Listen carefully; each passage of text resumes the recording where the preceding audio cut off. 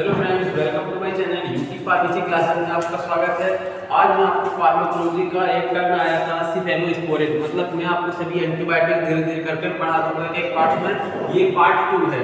ठीक है, इसमें मैं आपको ये बताऊंगा कि सिफेलोस्पोरिन किस क्लास की ड्रग है और इसका मेन वर्क क्या होता है, इसका मोड ऑफ एक्शन क्या होता है, इसमें कैसे वर्क करती है ड्रग, और इसमें हम जनरेशन पढ़ेंगे, इसकी क्लासिफिकेशन किस जनरेशन की जाती है, इसकी इंडिकेशन पढ़ेंगे, कॉन्ट्राइंडिकेशन पढ़ेंगे एंड डोजेज पढ़ेंगे। इसमें जो इम्पोर्टेंट ड्रग है वो सिफेक्सिन एंड एम्पिसिलिन है। इन्हीं दो दवाइयों का ज़्यादातर यूज मार्केट में किया जाता है।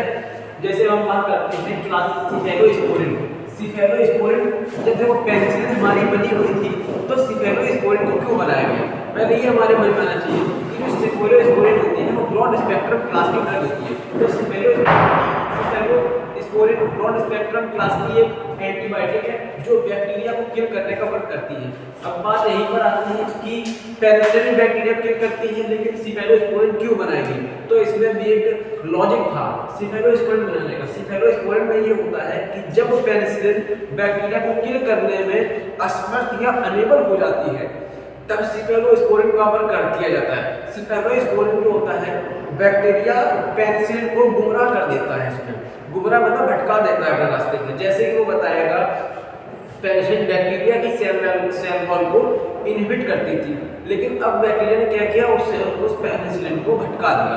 बैक्टीरिया ने एक अपना एंजाइम सीक्रेट किया जिसको बीटा लैक्टेमेज एंजाइम कहते हैं। बीटा लैक्टेमेज जो एंजाइम होता है वो बैक्टीरिया की जो पेनिसिलिन होती है वो बीटा लैक्टेमेज एंजाइम्स को वहां पर एक्शन शो करती है और पेनिसिलिन वर्क नहीं कर पाती है। अब सिफेलोस्पोरिन में क्या होता था कि सिफेलोस्पोरिन जब आया तो उसमें बीटा लैक्टेमेज एंजाइम को इनहिबिट करता था, तब पेनिसिलिन जाकर वर्क करती थी, बैक्टीरिया को किल करती थी। ठीक है, इसको चेंज किया गया तो ये बैक्टीरिया को किल करती है, ब्रॉड स्पेक्ट्रम क्लास की एंटीबायोटिक है। ठीक है, तो बैक्टीरिया कौन से होते हैं? Bacteria gram positive bacteria, gram negative bacteria, aerobic bacteria, anaerobic bacteria, फिर ये बैक्टीरिया को किल करने का वर्क करती है। अब हम बताएं क्लासिफिकेशन। जो हमारी सिफेलोस्पोरिन होती है इसको 5 भागों में डिवाइड किया गया, मतलब 5 जनरेशन में बांटा गया है। इसकी पहली जनरेशन जो होती है एम्पिसिलिन एंड सिफ्लैक्सिन, ये दो ड्रग्स में आती है, एम्पिसिलिन एंड सिफ्लैक्सिन। फिर इसकी सेकंड जनरेशन आई, इसमें आता था सेफ्टाजोलिन एंड सिफ्लॉक्सिन। मार्केट में जो सेफ्टा के नाम से टैबलेट आती है उसमें यही साल्ट होता है सिफ्लॉक्सिन। ठीक है, तो इसकी सेकंड जनरेशन जो होती है वो सेफाजोलिन एंड सिफ्लॉक्सिन। देन इसके बाद थर्ड जनरेशन आई। थर्ड जनरेशन में ये बताया गया कि सिफिक्सिम एंड सेफ्टाडियाजोन, मतलब कि सिफिक्सिम का ही दूसरा पार्ट सेफ्टाडियाजोन होता है। जैसे कि सेफ्टाडियाजोन जो इंजेक्शन फॉर्म में आता है और सिफिक्सिम टैबलेट फॉर्म में आती है। ठीक है, फिर इसके बाद फोर्थ जनरेशन जिसको सिफेपाइड के नाम से जानते हैं। फिफ्थ जनरेशन जो है उसमें सेफ्टारोलिन। ठीक है, ये क्लासिफिकेशन होती है। First generation ampicillin cephalexin, second generation cefazolin and cefloxin, second and third generation है cefixime and ceftriaxone, fourth generation है सिफेपाइड, फाइव जनरेशन है सेफ्टारोलिन। अब हम बात करते हैं mode of action of cephalosporin. Cephalosporin का मोड ऑफ एक्शन क्या होता है? तो जो सिफेलोस्पोरिन है वो इनहिबिट करता है क्या, जो बैक्टीरियल सेल वॉल होती है उसको सिंथेसिस, मतलब बैक्टीरिया जो पेनिसिलिन का मोड ऑफ एक्शन था same mode of action cephalosporin का भी है। बैक्टीरिया की सेल वॉल को इनहिबिट करने का काम करता है, मतलब उसकी जो सिंथेसिस होती है उसको सिंथेसिस नहीं होने देता है। अब इसके बाद आता है इंडिकेशन। सिफेलोस्पोरिन जो ड्रग है इसको हम लोग कहां-कहां इंडिकेट, मतलब कहां यूज करते हैं? फर्स्ट टाइम इसको करते हैं एसएसटीआई।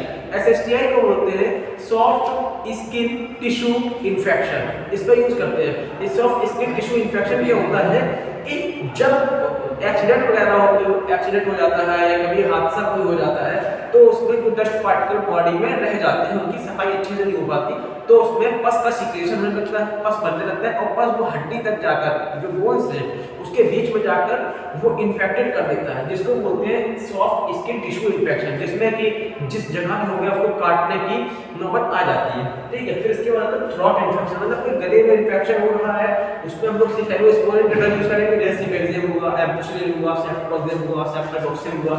ठीक है, UTI urinary tract infection use करेंगे, ईयर इन्फेक्शन कान में जो इन्फेक्शन होते हैं उसमें यूज करेंगे, निमोनिया यूज करेंगे, गोनोरिया में। गोनोरिया जो होता है सेक्सुअल ट्रांसमिटेड डिसीज होती है, इसमें पेरिस एंड वजाइना में अल्सर टाइप की होने लगती है और वहां से कुछ डिस्चार्ज होता है म्यूकस, ठीक है, उसको गोनोरिया बोलते हैं।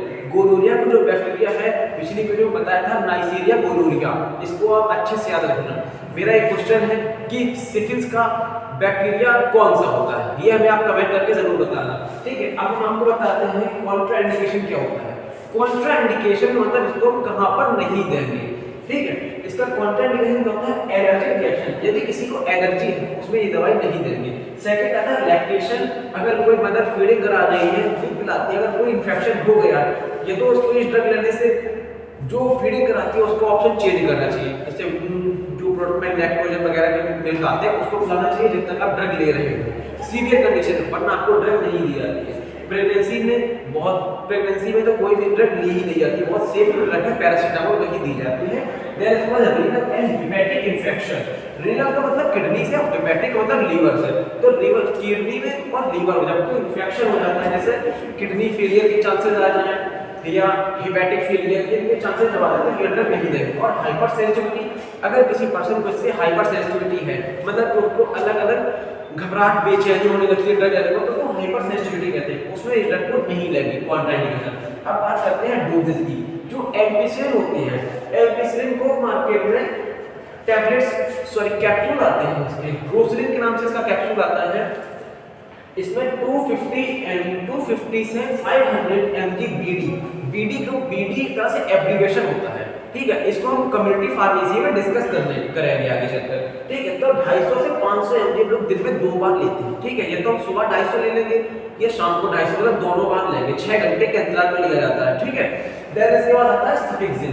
सिफिक्सिन जो होता है मार्केट में मिलिक्सिन के नाम से आता है, मिलिक्सिन हुआ, जिफी हुआ, इस मार्केट ये मार्केट ब्रांड नेम होते हैं, ठीक है। सिफिक्सिन जो होती है 400 mg दिन में ले सकते हैं हम लोग पर डे, चाहे हम उसको टीडीएस में लेना हमको 400 mg ही है, या हम उसको 2 बार लें तो 200 करके लेंगे, बट लेकिन हमें सिफिक्सिन जो होती है वो 400 mg ही लेनी पड़ती है, ये भी टैबलेट फॉर्म में आती है।